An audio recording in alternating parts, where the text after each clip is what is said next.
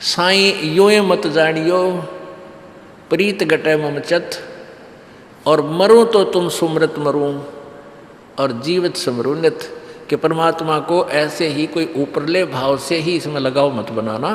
परमात्मा ऐसी वैसी चीज नहीं है, ये बहुत ही इम्पोर्टेंट वस्तु है, और इसको ऐसी वैसी बात मत समझना। यानी जिसका नाम भगवान और सारी सुख दे, और फिर हम उसको ऐसे वैसे ऊपरले भाव से उसमें लगाव रखते हैं।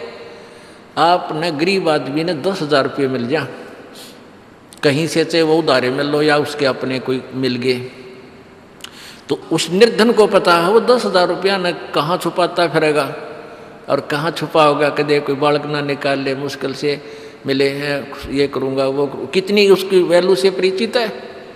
और हम भगवान हमें कितना सुख देता है उसकी वैल्यू से हम परिचित नहीं है, इसलिए उसमें इतना लगाव, इतना जो ना हमारा संपर्क नहीं बन पाता। तो परमात्मा कहते हैं साईं यूँ मत जानियो या प्रीत गटे ममचत, इसने ऐसे ना समझना भगवान को, नहीं तो फिर आपके हृदय में प्रेम कम हो जाएगा। और कहते हैं इतना लगाव करे, मरूं तो तुम सुमृत मरूं और जीवित समरूनित। कहते हैं परमात्मा में कितनी, उस सुमरण में परमात्मा से कितना लगाव हो आपका। जैसे चंद्रमा के साथ एक चकोर पक्षी का होता है, एक चकोर पक्षी होता है,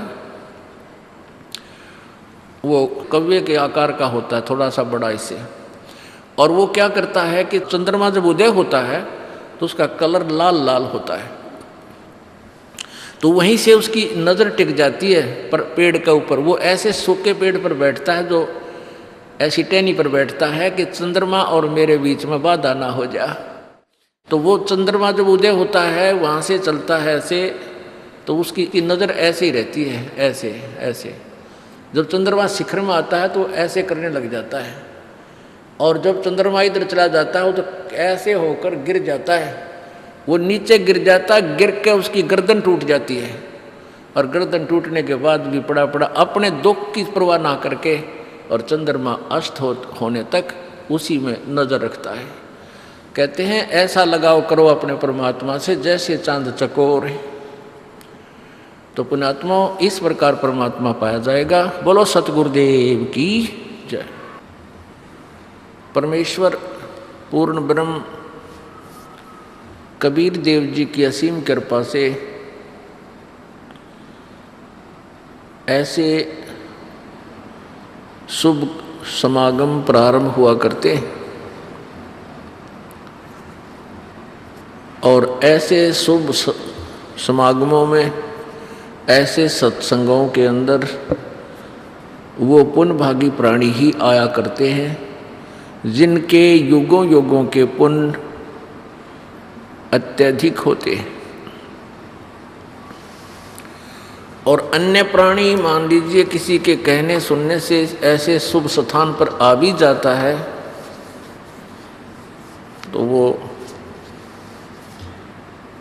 दोबारा नहीं आता, क्योंकि उसके पाप इतने दबाव दे जाते हैं कि वो इस अच्छे स्थान पर रह नहीं सकता। वो इतना भक्ति में कमज़ोर है। परमात्मा कबीर देव जी कहते हैं, परमेश्वर कबीर जी कहते हैं लख बर सूरा जूझ ही लख बर सावत दे, और लख बर यति जहान में तब सतगुरु शरणा ले। ऐसी पुण्यात्मा युगों युगों की लख बर सूरा जूझ ही लख बर सावत दे, और लख बर यति जहान में तब सतगुरु शरणा ले। जैसे सूरवीर की क्वालिटी होती है, गुण होते हैं, जो योद्धा होता है वो कितनी भी कठिनाई उसके ऊपर क्यों ना आवे वो सत्य बोलता है, और युद्ध के अंदर वो पीठ नहीं दिखाता, अन्याय सहन नहीं कर सकता किसी के साथ, कोई दुर्बल के साथ कोई बदतमीजी कर रहा है या किसी अबला बहन को कोई तंग कर रहा है और वो देख लेता है तो उसकी हड्डी पसली एक कर देता है, अर्थात वो अन्याय सहन नहीं कर सकता। वो उसमें ये गुण पिछले शुभ संस्कारों से, भक्ति कर्मों से ही आते हैं और स्वयं वो बुराई नहीं करता। तो कैसे ऐसे ऐसे लाख जन्म हो चुके हों जिस प्राणी के, ऐसे सूरवीर, ऐसी अच्छी आत्मा रहा हो, और लख भर सावत दे बोलते हैं जिसका शरीर हाथ, जिसके दोनों हाथ घुटनों से नीचे तक लंबे होते हैं, ये पहचान होती है उस महान आत्मा की। अब तो शायद विश्व में कोई शायद ही हो, नहीं पहले बहुत हुआ करते थे, 2-4 एक समय में हो ही जाते थे। वो बहुत पुण्यकर्मी प्राणी होता है जिसके दोनों हाथ घुटनों से नीचे तक चले जाते हैं। और लखबर यति जहान में, यति जति जिसको बोलते हैं, जैसे हनुमान जैसे महापुरुष और भी बहुत से प्राणी हैं जो अपने सतजत पर ठीक रहे कुछ। तो कहते हैं लखबर सूरा जूझ ही लखबर सावत दे, और लखबर यति जहान में तब सतगुरु शरणालय। फिर वो प्राणी कभी किसी जन्म में, और विशेषकर अब कलयुग की इस पिछली पीढ़ी में, वो ऐसे पुण्यकर्मी प्राणी परमात्मा की शरण में आते हैं। क्योंकि ये क्या करता है, ये काल भगवान, जैसे किसी ने किसी जन्म में परमात्मा कबीर जी की शरण ली, सतभक्ति की, पार नहीं हो पाया, तो उसको यहाँ अन्य ऐसे जन्म दे देता है, उसकी वाह वाह हो जाती है, फिर स्वर्ग आदि में उसको देवता बना देता है, देव पद दे देता है, और फिर उसके पुण्यों को समाप्त करवा के 84 लाख योनियों में डाल देता है, और फिर कुछ बचे हुए पुण्य और पापों का संयोग करके एक मानव शरीर भी उसको टर्न वाइज देता है। तो ऐसे आज जो पुण्यात्माएं, बेशक कोई वित्तीय हालत उनकी बिल्कुल निर्धन है, कमज़ोर है, और परमात्मा की शरण में आए हैं, वो बहुत पुण्यकर्मी प्राणी हैं। और दुर्भाग्य है उन पुण्यात्माओं का जो दूसरे संतां के फंसे पड़े हैं, 20-20, 30-30 वर्ष हो गए वहाँ गोल्डे रगड़ते हैं, तर कुछ भी उनका पल्ला नहीं, दुख न्यों के न्यों, सारी बुराई घर कर रही है, कोई परिवर्तन नहीं समाज के अंदर। तो वो अच्छी आत्मा होते हुए भी दुर्भाग्य है उनका जो ऐसे नकलियों के पास फंसे पड़े हैं। और सौभाग्य आपका जो कुछ तो उनसे निकल कर आ रहे हैं उनके जाल से, और कुछ पुण्यात्मा सीधे ही परमेश्वर के चरणों में आ रही है। तो इस शरण में पुण्यात्मा आती हैं, वैसे कोई आ जाता है किसी के साथ तो वो यहाँ टिक नहीं पाता। जैसे कई बार क्या देखा है कि नहर टूट जाती है, नहर टूट जाती है या फ्लड आ जाता है, तो एक बार पानी बह करके ऊंचे स्थानों पर भी चढ़ जाता है, बहुत ऊंचे तक, 4-4, 5-5 फुट की ऊंचाई पर ऊपर तक पहुंच जाता है, फलों में यानी पीछे के दबाव में। और जब वो सब नॉर्मल हो जाता है तो वो जल वापस आता है, फिर वहाँ नहीं टिक सकता। तो ऐसे ही जो प्राणी पुण्यकर्मी नहीं है, किसी के कहने ते, या जैसे माता पिता अपने बेटा बेटी को प्रार्थना करते हैं, लेकर भी आ जाते हैं, आते भी हैं, सत्संग में भी आ जाता है, पर वो टिका को नहीं, जिसके पुण्य कर्म नहीं है वो चला जाता है। इसके लिए परमात्मा कहते हैं कि राम कहे राजी नहीं,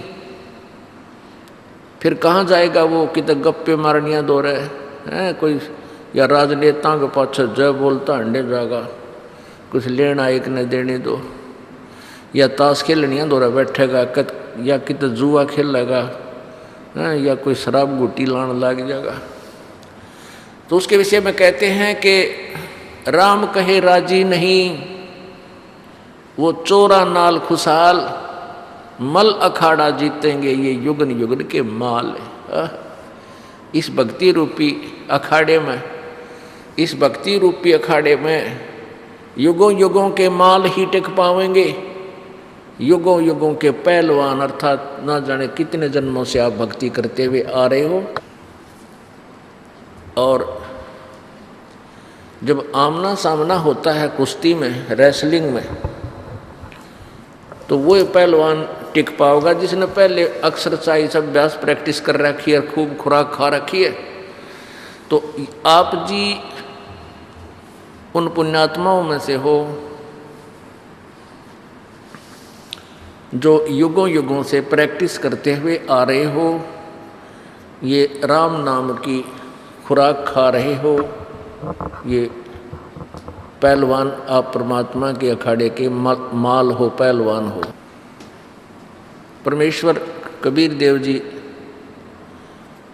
अपने सतलोक से चलकर यहाँ इस काल के लोक में आकर हमें ज्ञान सुनाते हैं, समझाते हैं कि तुम काल के जाल में फंसे हुए हो, यहाँ से पीछा छुटवा लो। पुण्यात्माओं, कुछ दिनों के बाद आपकी आत्मा में ये बात घर कर जाएगी जो आज अच्छी नहीं लगेगी। जो पहली बार प्राणी आता है, पहली बार कोई पुण्यात्मा यहाँ आता है, सत्संग सुनता है, और दास जो ये शास्त्र अनुकूल ज्ञान देता है, तो उसने जो शास्त्र विरुद्ध ज्ञान सुन रखा होता है, तो उसको ये अच्छा नहीं लगता। जब ये प्रमाण सामने होंगे तो वो स्वीकार करने पड़ेंगे। परमेश्वर कबीर जी का यहाँ आने का उद्देश्य एक ही था कि इन भोली आत्माओं को ज्ञान बता दूं, और इस काल ने इनको लोक वेद के आधार पर उल्टा ज्ञान सुना करके यहीं अपने जाल में फंसाया हुआ है। जैसा कि आप कल के सत्संग में सुन रहे थे कि परमात्मा पाना सबसे आसान है, परमात्मा प्राप्ति करना सबसे आसान है, इससे आसान कार्य पृथ्वी पर नहीं है। लेकिन ये कठिन क्यों हो गया? कठिन कर दिया इन काल के दूतों ने। शास्त्र विधि त्याग कर इन्होंने मनमानी साधनाएं प्रारंभ कर दी। उसी भ्रम को निवारण करने के लिए परमेश्वर ने, कबीर जी ने यहाँ आना पड़ा। सतपुरुष ने, परम अक्षर ब्रह्म ने एक गरीब से गरीब व्यक्ति की भूमिका की। जुल्हा, हैंड टू माउथ, कपड़ा बुने, उसने बेच के आवे, उसकी कपड़े बुनने की जो मेहनताना मिले उससे अपने परिवार का गुजारा करें, और साथ में सत्संग, भंडारा, धर्म भी उसी में से करते थे। और काम करके अपने हाथों से कार्य करते हुए अपना निर्वाह किया। हमारा ये भ्रम निवारण करने के लिए, क्योंकि हमारी ये धारणा बनी हुई थी कि परमात्मा प्राप्ति तो वो व्यक्ति करेंगे जिन्होंने सभी घर पार त्याग दिया, कर्म सन्यासी हो गए और जंगल में चले गए, वन में। वहाँ हठ योग करते हैं, तप करते हैं, फल आहार करते हैं। एक केवल कपड़े भी नहीं पहनते, अपने जो है ना लंगोट के स्थान पर, कच्छे के स्थान पर कोई केले के पत्ते आदि लपेट कर ये दिखाते हैं कि हम बिल्कुल त्यागी और बैरागी हैं। आज मनुष्यों के दर्शन भी नहीं करते, जंगल में गहरे चले जाते हैं, वही रहते हैं, फल फूल पत्ते आदि खाकर अपना निर्वाह करते हैं। बड़े बड़े बड़े बाल हो जाते हैं, दाढ़ी बढ़ जाती है, या फिर 4-5 धूने लगा कर 4-5 स्थानों पर आग, गोस उपलों की आग जलाकर उसके बीच में बैठ जाते हैं, या खड़ा होकर के तप करते हैं। कोई किसी तरह साधना करता है, कोई किसी तरह साधना करता है। तो उन साधकों को हम ये समझते थे भाई ये तो बड़े महान आत्मा हैं, बड़े अच्छे साधना कर रहे हैं, ये परमात्मा पाएंगे। लेकिन परमात्मा की चाह फिर हमसे भी नहीं छूट रही थी, जबकि हम ये भी सोचते थे कि हमें भगवान नहीं मिल पाएगा क्योंकि हम गृहस्थी हैं, हम बाल बच्चेदार हैं, हम घर नहीं त्याग सकते, इतनी कठिन साधना भी करना हमारे बस की बात नहीं है। लेकिन फिर भी भगवान की चाह अंदर से नहीं जा रही थी, क्योंकि हम युगों युगों के माल थे। हमारे हृदय में वह तड़फ भगवान की प्रॉपर बनी हुई थी, वह हट नहीं पा रही थी।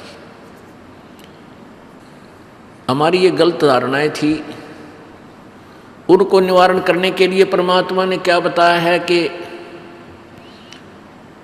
एक भक्त बता रहा था, जब इस दास ने उपदेश लिया ही था और जैसे परमात्मा का ये ज्ञान प्राप्त होने के बाद तो फिर यही चर्चा चलती है।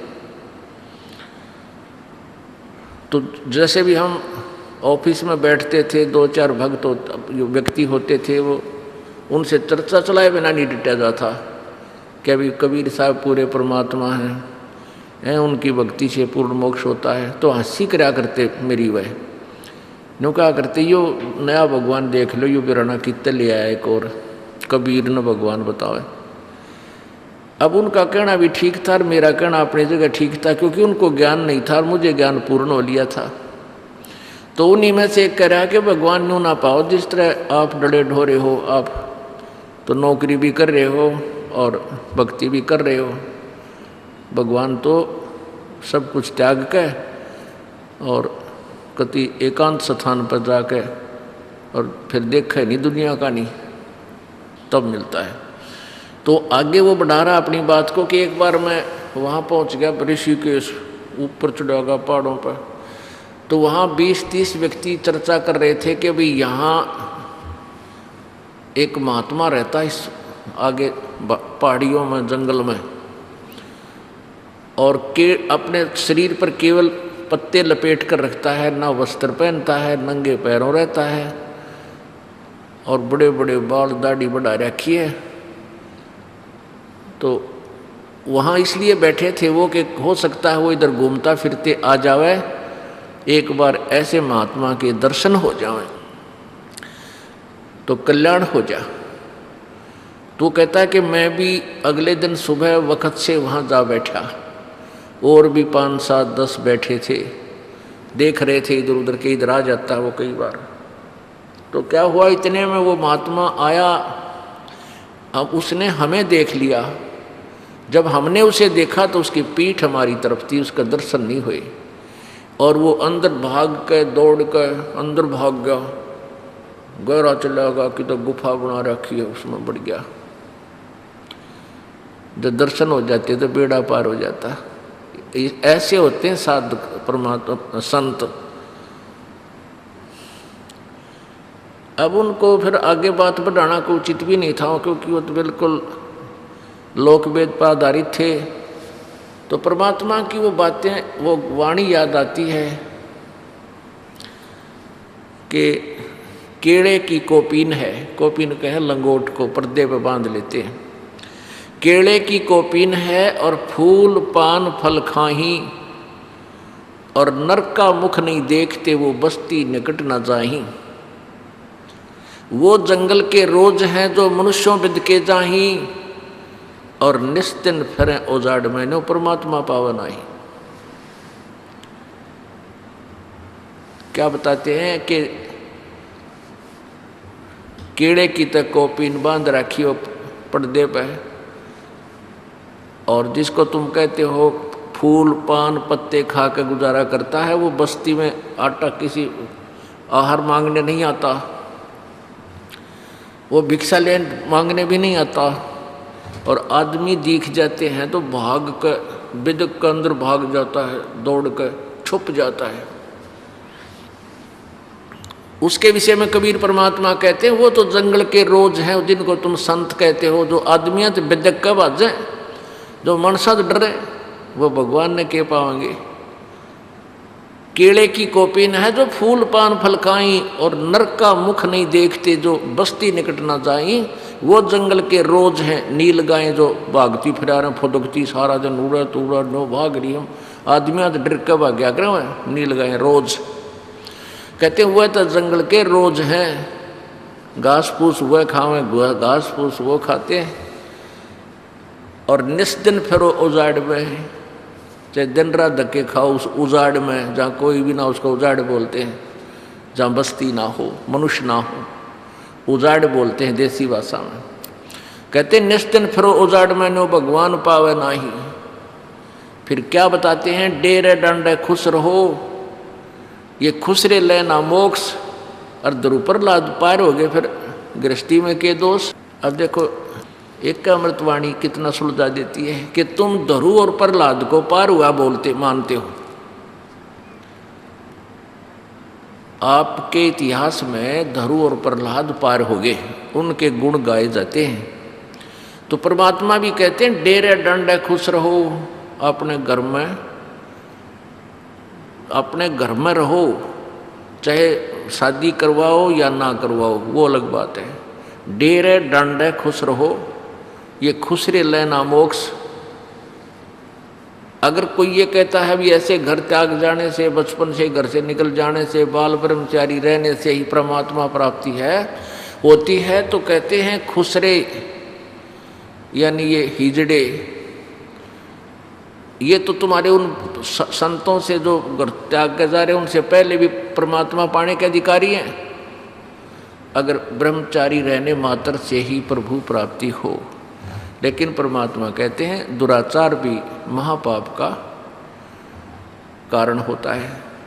डेरे डंडे खुश रहो, ये खुसरे लहना मोक्ष। और ध्रुव प्रहलाद पार हो गए फिर गृहस्थी में के दोष। हमारा मोतिया बिन था, हमारी सोच बालक जैसी थी, कथाएं सुना करते थे, कोई निर्णय नहीं हो पावा था। परमेश्वर कबीर जी ने ऐसा निर्णायक ज्ञान दे रखा कि तुरंत फैसला कर रखा है, प्लस माइनस करके उसी समय निष्कर्ष निकाल रखे हैं। प्रहलाद को 10 वर्ष की आयु में परमात्मा मिल गए थे, नरसिंह रूप धारण करके आए थे। उसके बाद प्रहलाद ने जब जवान हुआ तो शादी करो ब्याह करवाया, बालक हुए। राजा बलि जिसने इंद्र की पदवी प्राप्त करने के लिए 100 मन देसी घी की, 100 मन देसी घी, 1 मन 40 किलो का, 100 मन देसी घी एक यज्ञ में लगना होता है, जिसमें हवन भी होए और भंडारा धर्म भंडारे में भी 100 मन घी लगे। 100 मन घी मतलब 300 टीन लगभग, एक समय में 300 टीन घी के लगे।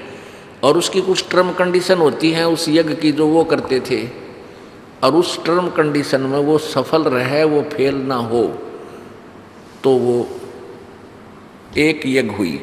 ऐसी 100 यज्ञ करे, तो ऐसी यज्ञ करने लगा था वो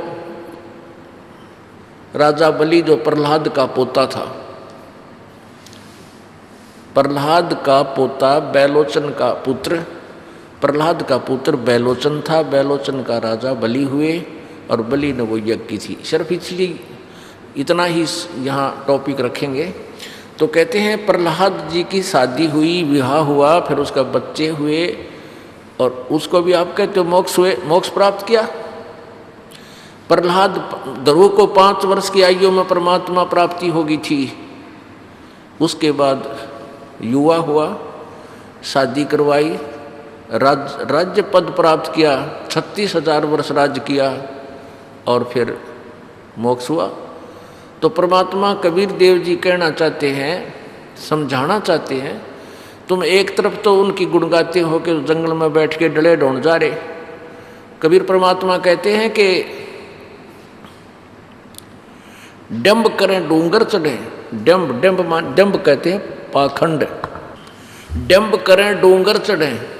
डूंगर कहते हैं ऊंचे स्थान, टीले से बैठेंगे ये नकली और वहाँ धूना ला लेंगे, चिमटा लेंगे गार्ड और मुड़ो बैठ जाएंगे लोग, दूर तक सब न दिखाई दूँ और मेरी तरफ अट्रैक्ट होकर लोग आवें और मेरी पूजा शुरू हो। डंब करें, डोंगर चढ़ें, डोंगर ऊंचे स्थान पर, और अंतर झीनी झूल और जग जाने यो भक्ति करे, यो बोवे सूल बबूल। शास्त्र विधि को त्याग के जो मनमाना आचरण करते हैं, हठ योग करते हैं, उनको न तो कोई सुख होता है, न उनकी गति होती है, और न ही कोई सिद्धि प्राप्त होती है। यूजलेस। दुनिया तो ये सोचे ये भक्ति करे तो अपने काटे बोआगे तुम्हें। तो इस प्रकार परमात्मा ने आके हमारा भ्रम निवारण किया कि जैसे कबीर जी कहते हैं, ये समझाना चाहते थे परमेश्वर जी कि मेरे तो गरीब कोई नहीं हो सकता, निर्धन, और अपना काम और कपड़ा बुनने से कठिन काम भी नहीं। जैसे एक 20-30 फुट का, 10 फुट का, 20 फुट का कोई कपड़ा तैयार करना हो, कितने बारीक धागे होते हैं, एक एक धागे को ऐसे परोना, फिर ऐसे ऐसे काट के फिर निकलना, फिर ऐसे ऐसे काट के, और वो कितने दिन में तैयार हो गए। कहते हैं अपना काम भी करे, भगवान भी बजाए। नाम उठत नाम बैठत नाम सोवत जागवे, नाम खाते नाम पीते नाम से ती लागवे। मानुष जन्म पायक जो नहीं रटे हरि नाम, जैसे कुआ जल बिना फिर बनवाया क्या काम। अपनात्मा परमात्मा प्राप्ति के लिए आपका प्रयत्न है, और जब तक आपको ये मार्ग नहीं मिला था तो भी आप कोई ना कोई साधना अवश्य करते थे, भले ही वो शास्त्र विरुद्ध थी। क्योंकि जो पुण्यात्मा पिछले जन्मों से तुरंत मानव शरीर में आई है और पिछले जन्म के अंदर उन भक्ति कर रहा था, तो वो भक्ति बिना रह नहीं सकता।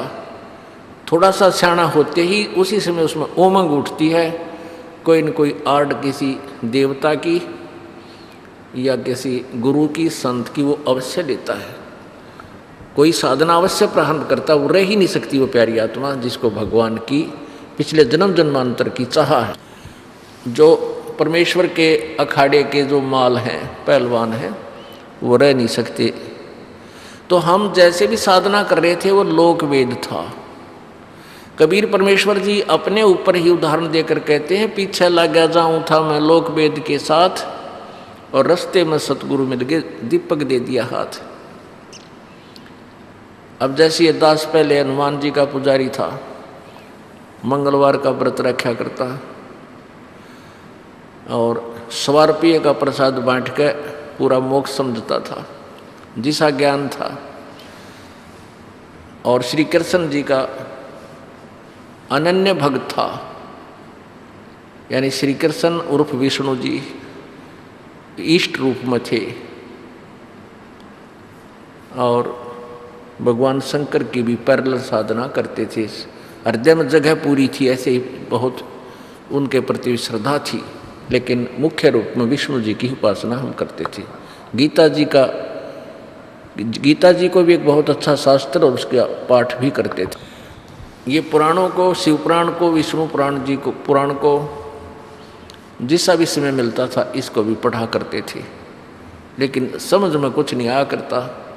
क्यों नहीं आता था? क्योंकि हमारा वो मोतिया बिंद था, हमें ज्ञान रूपी आंखें नहीं थी हमारे। तो ऐसे जो साधना हम कर रहे थे, बाबा श्याम जी के भी पूजा करते थे क्योंकि वो परंपरागत थी, और भी कोई किसी देव की कहीं चर्चा होती थी वो भी अच्छी लगती थी, क्योंकि हमें चाह थी भगवान की। तो जब परमात्मा कहते हैं कि पीछे लग गया जाऊं था मैं लोक वेद के साथ, लोक वेद होता सुना सुनाई बात पर वह सच्ची ना हो, दंत कथा, अक्षेत्रीय ज्ञान। तो कहते हैं पीछे लग गया जाऊं था मैं लोक वेद के साथ, रास्ते में सतगुरु मिल गए और दीपक दे दिया हाथ। पीछे लग गया जाऊं था लोक वेद, जैसे साध नाम कर रहे थे वो लोक वेद था, हनुमान चालीसा 7 बार कराया करता ये दास। और फिर जैसा भी कोई मंत्र था या कोई अच्छी पढ़ा करते उनमें से कोई अच्छी भगवान की स्तुति होती वह नोट कर ली, उसको सुबह शाम करने लगे, गीता जी के कुछ श्लोक, गायत्री मंत्र। लेकिन ये सारी की सारी शास्त्र विरुद्ध साधना थी, शास्त्र विधि त्याग का मनमानी पूजाएं थी। फिर रास्ते में सतगुरु मिल गए। इस भक्ति रूपी सफर में, इस भक्ति के मार्ग में सतगुरु मिल गए, तत्वदर्शी संत मिले और उन्होंने ये तत्व ज्ञान रूपी दीपक टॉर्च दे दी हमारे हाथ में। अब इस अज्ञान अंधकार के अंदर हम इस तत्व ज्ञान की रोशनी में अब भटक नहीं सकते, सीधा रास्ता चलेंगे। तो परमात्मा कबीर जी कहते हैं कि जब तुम साधना कर रहे थे उस वह साधना व्यर्थ थी, जब संत मिले वो तत्व ज्ञान रूपी आपको टॉर्च मिलेगी, दीपक मिलेगा, तब आपको रास्ता सही मिलेगा, तब मोक्ष मार्ग आपके पास होगा। फिर चलना आपने है, कितना सफर तय करोगे। अपने आत्मा गीता जी अध्याय नंबर 7 के श्लोक नंबर 12 से लेकर 15 तक और फिर 16 से लेकर 18 तक तीनों गुणों रजगुण ब्रह्मा, सतगुण विष्णु, तमगुण शिव जी की साधना के विषय में जानकारी दे रखी है कि इनकी साधना करने से क्या फल है। ब्रह्मा विष्णु महेश तीनों गुणों की पूजा। फिर गीता ज्ञान दाता अपने विषय में बताता है कि 16 से लेकर 18 तक कि मेरी साधना भी अनुत्तम है, मेरी साधना भी अनुत्तम है। इसलिए गीता जी अध्याय नंबर 15 के श्लोक नंबर 1 से लेकर 4 में कहा कि ऊपर को जड़, नीचे को तीनों गुण रूपी शाखा वाला ये संसार रूपी उल्टा लटका हुआ वृक्ष है। और जो संत इसके सारे विभाग न्यारे न्यारे बता देगा, तना कौन भगवान है, जड़ कौन भगवान है, डार कौन है और शाखा कौन है, पत्ते क्या है, स वेदवित वो वेद के तात्पर्य को जानने वाला तत्वदर्शी संत होगा। और उस तत्वदर्शी संत से ज्ञान प्राप्त करके के पश्चात यानी इस अज्ञान रूपी गुत्थी को उस तत्व ज्ञान रूपी शस्त्र से काट के अर्थात इससे समझ के उसके पश्चात उस परम पद परमेश्वर की खोज करनी चाहिए, परमेश्वर के उस परम पद की खोज करनी चाहिए, जहाँ जाने के बाद ये प्राणी कभी लौट कर संसार में नहीं आते। गीता जी अध्याय नंबर 18 के श्लोक नंबर 62 में कहा कि अर्जुन तू सर्वभाव से उस परमेश्वर की शरण में जा, यानी गीता ज्ञान दाता से कोई और पूर्ण परमात्मा परम अक्षर ब्रह्म है, वो परमेश्वर है। उस परमेश्वर की शरण में जा जिसकी कृपा से तू परम शांति और सनातन परम धाम को प्राप्त होगा। सर्वभाव से उसकी शरण में जा, कंप्लीटली, यानी और किसी देव में आस्था मत रखना। अब गीता जी अध्याय नंबर 4 के श्लोक नंबर 5 में और 9 में गीता ज्ञान दाता कहता है कि अर्जुन तेरे और मेरे बहुत जन्म हो चुके हैं, तू नहीं जानता मैं जानता हूँ। इसी से जाके गीता ज्ञान देने वाला वो ब्रह्म श्री कृष्ण जी में प्रवेश करके वो काल बोल रहा है कि मैं भी नासवान हूँ और तू भी नासवान है, अविनाशी नहीं है ब्रह्म। और अभी तक जो ये ऋषि महर्षि थे ये ब्रह्म से ऊपर किसी प्रभु को नहीं जानते थे, इन्हें सपने में भी नहीं पता था। वो कह देते थे वेदों में पढ़ा कर परब्रह्म और अक्षर ब्रह्म, परम अक्षर ब्रह्म, लेकिन इनकी सुई इस काल भगवान से ऊपर नहीं गई। और इन्होंने वेदों से निष्कर्ष निकाल करके एक ओम मंत्र सिलेक्ट कर लिया और ओम मंत्र को पूर्ण मोक्ष मार्गदायक मान के और उसका ऊपर गोडे रगड़ने शुरू कर दिए। अब परमात्मा कहते हैं 9 मन सूत उलझिया, ये ऋषि रहे झकमार और सतगुरु ऐसा सुलझा दे उलझ जाए ना दूजी बार। अब ये ज्ञान अभी तक ऐसा उलझ रहा था जैसे 9 मन सूत उलझ जा करे, 1 किलो सूत उड़ जावा बहुत कठिन हो जाता है, सारा दिन नहीं सुलझ जाए 20 आदमियों पे जब वो उलझ जाते हैं। अरे न तो कति भट्ठा बैठा रखा भक्ति बार का इन ऋषि में ऋषि उनके ज्ञान नहीं था, उल्टी उल्टी साधना अपने अपने ज्ञान है कि तो तीर्थों की महिमा गा दी, कि तो मंदिरों की महिमा गा दी, कि तो फलाने देवता की पूजा करने से ये लाभ हो जाता है। ईसा उलझा रखा था क्योंकि भी सूतमान की बात नहीं थी। कबीर परमेश्वर जी आज से 600 वर्ष पहले सुलझा कर धर गए थे, वो हमने छेड़ा को नहीं, वो सुलझा हुआ था, मैंने गलत लग गया, ये उलझे हुए में टक्कर मारेंगे। इन औरों से द्वारा उलझा हुआ ज्ञान उसको हम ग्रहण करते रहे और हम भी उलझ गए। पुण्यात्मा, अभी तक हम सत्संग सुना करते थे, कोई चेतावनी की, कहीं पर चेतावनी की वाणी सुनाई जाती थी, कोई कथाएं सुनाई जाती थी, तो हमें अच्छी लगती थी। और आत्मा परमात्मा को चाहती है, उसको ये भगवान की चर्चा से किसी से तो सुना दे, उसने बढ़िया लग गया करे। उसको तो मालिक की चर्चा सुनने की उसका स्वभाव है, लेकिन उस चर्चा से लाभ क्या होगा जिसमें रास्ता का नहीं बेरा, जिसमें मार्ग ही नहीं हो, तो उस महिमा तो गा दी सुना दी, रास्ता मिला नहीं। किसी ने गुण तो बता दिए कि भाई ऐसे रोग है तो उसका ये इलाज है, ये दवाई लेनी चाहिए, नहीं तो ऐसा हो जाता है, ऐसा हो जाता है, और औषधि गलत है, तो उस ज्ञान से भी कोई लाभ नहीं। तो अब आपको वो ज्ञान भी सही मिलेगा और समाधान भी पूरा होगा, आपका मोक्ष होगा। तो सबसे पहले हमने अपने मन को, इस काल के एजेंट को चारों तरफ से कंडम करना पड़ेगा। ये बीच में डगमग ना कर दे भक्ति मार्ग में। उस कंडम करने के लिए, इसको सेट करने के लिए अपने ज्ञान को सुचारू करना पड़ेगा। गीता जी अध्याय नंबर 2 के श्लोक नंबर 53 में लिखा है कि अर्जुन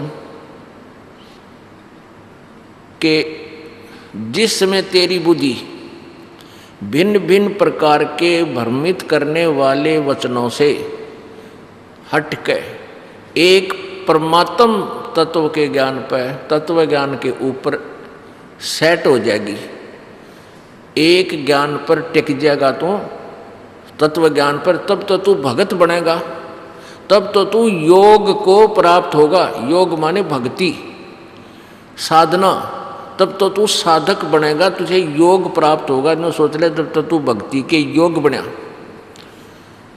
तो पुण्यात्मा, जब तक हमें तत्व ज्ञान नहीं है, हमें कोई भी ये हमारा इंडोला बना रखा था इन संतों ने, कोई कुछ मंत्र दे रहा है, कोई कुछ साधना बता रहा है, कोई कुछ है, और कोई कैसा ज्ञान दे रहा है, कोई किसी को भगवान बतावा है, कोई कुछ साधना से मोक्ष मान रहा है। तो इन्होंने हमें भ्रमित कर रखा था। तो सबसे पहले इस मन को हमने सेट करना पड़ेगा, और जब तक ये मन सेट नहीं होगा तब तक हम परमात्मा के निकट भी नहीं जान देगा। ये इतना नालायक से। उसके लिए हमने सबसे पहले तो ये अपने पल्ला गांठ लगानी पड़ेगी। सबसे पहले तो ये विचार अपने हृदय में दृढ़ करना पड़ेगा कि जो सदग्रंथ है हमारे, ये हमारा सिलेबस है आध्यात्मिक मार्ग का।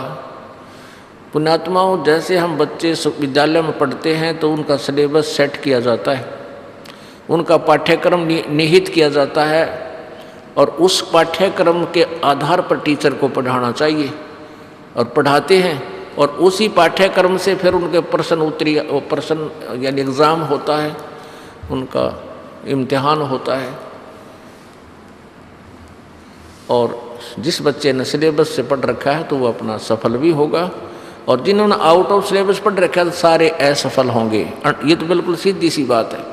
तो अभी तक जितने भी ऋषि महर्षि हुए हैं, उन्होंने वेदों और पुराणों और गीता जी को एक सच्चा शास्त्र बताया, और साथ में ये भी कहा कि हम जो ज्ञान दे रहे हैं वो इन वेदों पुराणों और गीता जी से ही आपको बता रहे हैं। तो फिर हम विद्यार्थी थे, हमने क्या ऐतराज़ था? भाई गुरुजी संस्कृत जानते हैं, हमने संस्कृत आती नहीं, हमें अपनी साधारण भाषा में ये जो ज्ञान दे रहे हैं उसको हमने गोट लिया, उसको याद कर लिया, उसको फाइनल मान लिया, हम निश्चिंत हुए। और जो भी उन्होंने नाम जाप करने का बता दिया उसी का रगड़ा लगा दिया। राधे राधे श्याम मिला दे, राधे राधे श्याम मिला दे, राम राम हरे कृष्ण कृष्ण कृष्ण हरे हरे, जो भी नाम दे दिया हमने घाट निकाली। और अब पता चला कि जो ये मंत्र थे ये भक्ति के थे को नहीं। पुण्यात्माओं, आपको इतना शाना बनना पड़ेगा, इतना समझना पड़ेगा, अपने आप को समझाना पड़ेगा, विचार करना पड़ेगा कि जैसे वेद और गीता ये ब्रह्म द्वारा दिया गया ज्ञान है, ब्रह्म ये काल द्वारा, और जो पुराणों का ज्ञान है ये ब्रह्मा जी द्वारा दिया गया है। ब्रह्मा विष्णु महेश ये तीनों भाई हैं और काल के पुत्र हैं। और काल जो है यहाँ का मालिक है, स्वामी है, इसने वेदों और गीता का ज्ञान इसने दिया, ब्रह्म ने। तो जो ब्रह्म ने जो ज्ञान दिया है वो ज्ञान भक्ति मार्ग का है, और ब्रह्मा जी ने जो ज्ञान दिया है उसका अपना अनुभव है। जैसा भी उसने अपने जीवन काल में जैसा भी वेदों को समझा और जैसा उसको कोई अनुभव हुआ उसका ज्ञान पुराणों में है। तो जो वेद और गीता जो है ये संविधान है प्रभु का, और पुराण जो है ये अपने विचार हैं ब्रह्मा जी के, और ब्रह्मा जी के ज्ञान को आगे ऋषि महर्षियों अन्य ऋषियों ने सुना। उन्होंने उसके ज्ञान के साथ साथ अपना अनुभव, अपनी किसी की वार्ता को मिक्स करके इन पुराणों को 18 भागों में बांट दिया। तो जो भक्ति की विधि पुराणों के अंदर लिखा है, यदि वो वेदों और गीता से नहीं मिलती है तो वो साधना, हम उस भक्ति विधि को हम नहीं मानेंगे, क्योंकि वो व्यक्ति विशेष का आदेश है। और जो भक्ति साधना वेदों और गीता में लिखी है वो फाइनल है। गीता जी अध्याय नंबर 8 के श्लोक नंबर 13 में ये गीता ज्ञानदाता ब्रह्म कहता है, ओम इति एक अक्षरम ब्रह्म व्यवहारन माम अनुसमरण, और ये प्रयाति तदंदेहम स याति परमाम गतिम। ओम ये केवल एक ओम अक्षर है, माम ब्रह्म मुझ ब्रह्म का उच्चारण करके स्मरण करने का, और जो इस ओम नाम का जाप अंतिम श्वास तक शरीर छोड़ने तक करता हुआ शरीर प्राण त्याग जाता है, वो इस मेरे वाली परम गति को यानी ओम से मिलने वाले लाभ को प्राप्त करता है। अब ओम साधना है ब्रह्म की, और ब्रह्म साधना से प्राप्त होता ब्रह्मलोक, विष्णु जी की साधना से प्राप्त होता विष्णु लोक, शिव जी की साधना से प्राप्त होता शिवलोक, और ब्रह्मा की साधना से प्राप्त होता ब्रह्मालोक। ब्रह्मा जी का अलग लोक है, ब्रह्मलोक अलग है, और दुर्गा की साधना से प्राप्त होता दुर्गा जी का लोक। जो भी जिस देव की साधना करता उसी के पास चला जाता है। अब ब्रह्म की साधना से प्राप्त होता ब्रह्मलोक ओम मंत्र से, और गीता जी अध्याय नंबर 8 के श्लोक नंबर 16 में लिखा है कि ब्रह्मलोक पर्यंत भी ये सभी लोक में गए हुए प्राणी पुनर्वर्ती में है। पुनर्वर्ती मीन जन्म और मृत्यु में है, जन्म और मृत्यु में अपना पुण्य समाप्त करके फिर इस मृत्यु के चक्कर में आते हैं, और इसको स्वयं स्वीकार कर रहा है ये गीता ज्ञानदाता काल। गीता जी अध्याय नंबर 2 के श्लोक नंबर 12 में कि अर्जुन ऐसा नहीं है कि ये राजा लोग ये सब सामने खड़े सैनिक पहले नहीं थे और तू और मैं नहीं थे पहले, और आगे ना रहेंगे क्या, ये ना सोच के हम वर्तमान में ही हैं। हम पहले भी थे, तू भी था और मैं भी था और ये भी थे और आगे भी होंगे। गीता जी अध्याय नंबर 4 के श्लोक 5 और 9 में भी यही कहा है, अर्जुन तेरे और मेरे बहुत जन्म हो चुके, तू नहीं जानता मैं जानता हूँ। तो इससे सिद्ध हो गया कि ब्रह्म ज्ञान दे रहा है ये काल, और ये स्वयं कहता मैं नासवान हूँ। और इसी का प्रमाण पवित्र गीता जी दे रही है कि ब्रह्मलोक तक गए हुए प्राणी भी फिर पुनर्वर्ती में हैं, इनका भी जन्म मृत्यु होता है। पुण्यात्माओं, जैसे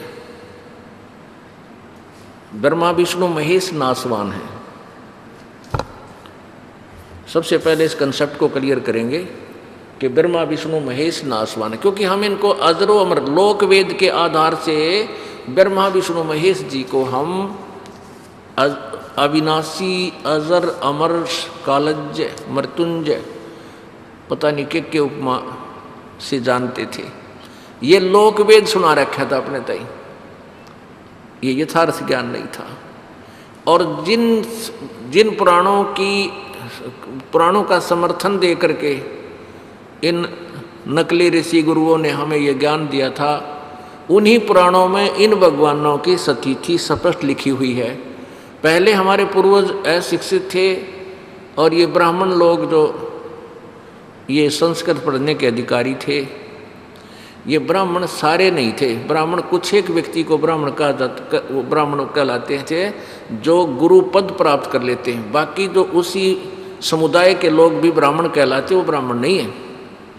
जैसे किसी का दादा परदादा वैद्य था, चौथा पांचवा दादा, और अच्छा वैद्य था, उसके बाद उसके बाद एक दो बच्चा उनका और वैद्य हो गया। उसके बाद उनकी परंपरा में सबको वैद्य कहने लगे, चाहे कोई खेती कर रहा है और चाहे कोई मजदूरी करता है और चाहे कोई नौकरी कर रहा है, उसको भी कहते हैं फलाना राम वैद्य। वो वैद्य सरनेम सा बन गया इनका। तो ऐसे ही जो ब्राह्मण ऋषि थे जो गुरुपद पर थे, उनके वंशज आगे चल गए। अब वर्तमान में वो ब्राह्मण चाहे कोई मजदूरी कर रहा है, कोई खेती कर रहा है, कोई अपना नौकरी करता है, कोई बिजनेस करता है, और वो भी ब्राह्मण कहते हैं अपने आप को। वो ब्राह्मण नहीं है, वो ब्राह्मण नहीं है। ब्राह्मण वो है जो गुरुपद प्राप्त करके अन्य को ज्ञान देते हैं। तो इन ब्राह्मण लोग जो गुरुपद प्राप्त थे, उन्होंने संस्कृत को जाना, काशी विद्यापीठ को पढ़ा, शिक्षा ग्रहण की और संस्कृत तो सीख ली, लेकिन तत्व ज्ञान नहीं था। इसलिए उन्होंने इन पुराणों की आड़ लेकर सट्टे मार दिए। ब्रह्मा विष्णु महेश अजरो अमर है, ये सर्वेश्वर है, ये किसी इनके कोई माता पिता नहीं, इनकी जन्म मृत्यु नहीं होती, यही सारे ब्रह्मांडों के रचनहार हैं। अब देखिएगा श्री देवी पुराण में ब्रह्मा विष्णु महेश की सती थी। ये है दुर्गा यानी शक्ति पुराण, देवी पुराण, श्रीमद् देवी भागवत कहो चाहे देवी पुराण कहो। संपादक हनुमान प्रसाद पोदार, चमनलाल गोस्वामी। ये कहाँ से प्रकाशित है और मुद्रित है? प्रकाशक में मुद्रक हैं गीता प्रेस गोरखपुर, गोविंद भवन कार्यालय, कोलकाता का संस्थान। ये इनके फ़ोन और फैक्स नंबर है।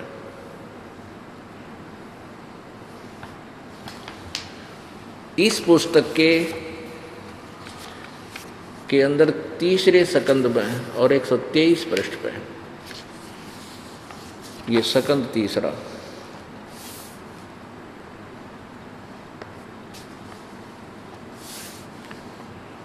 स्कंद पृष्ठ 123।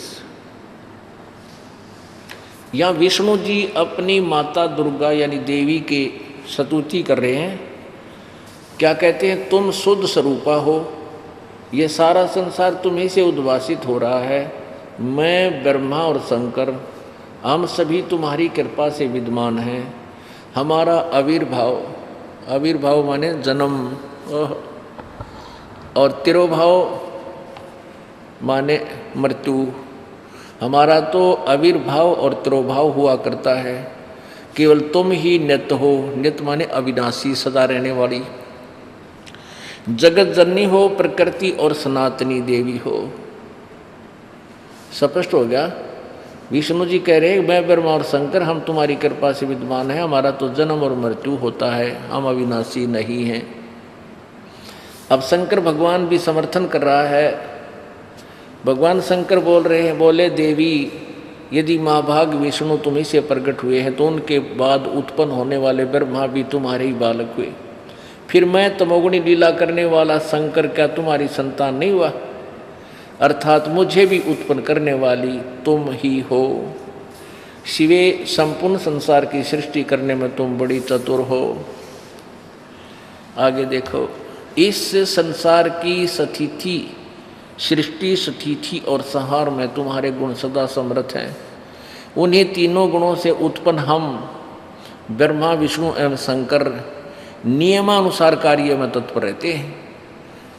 नियमित कार्य में हम जैसा कर्म कोई करता है वैसा ही फल दे सकते हैं, हम केवल इतना ही कार्य करते हैं। और हम आपके इन तीनों गुणों से उत्पन्न है। रजगुण ब्रह्मा है जी है, सतगुण विष्णु जी, तमगुण शंकर जी है। इति सिद्धम। इस पैरे में दो बात सिद्ध होगी, रजगुण ब्रह्मा जी, सतगुण विष्णु, तमगुण शिव जी। और ये तीनों देवता केवल वर्क डन किया कर्म देते हैं जो इनको हिदायत दी जाती है, नियमानुसार कार्य ही कर सकते हैं। अब इस पवित्र पुराण के लेख ने स्पष्ट कर दिया कि ब्रह्मा विष्णु महेश नासवान हैं, इनकी जन्म मृत्यु होती है। दुर्गा इनकी माता है और रजगुण ब्रह्मा जी, सतगुण विष्णु, तमगुण शिव जी। इसमें चार कंसेप्ट क्लियर हो गए। एक तो ब्रह्मा विष्णु महेश नासवान है, दूसरे इनकी माता या दुर्गा है, और तीसरा रजगुण ब्रह्मा है, सतगुण विष्णु, तमगुण शिव जी। और चौथा ये हो गया कि ये केवल नियमित काम ही कर सकते हैं, किसी के कर्म में ये कम बत्ती नहीं कर सकते, किसी को चेंज नहीं कर सकते।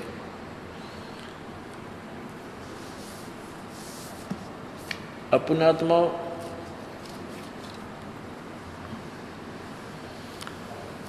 अब इन सदग्रंथों को देख करके फिर हम ये मन कहाँ जाएगा? इसको मानना पड़ेगा कि पहले हमने गलत ज्ञान प्राप्त था। अपने आत्मा पवित्र गीता जी आपको दिखाते हैं, अध्याय नंबर 7 के श्लोक नंबर 12 से लेकर 15।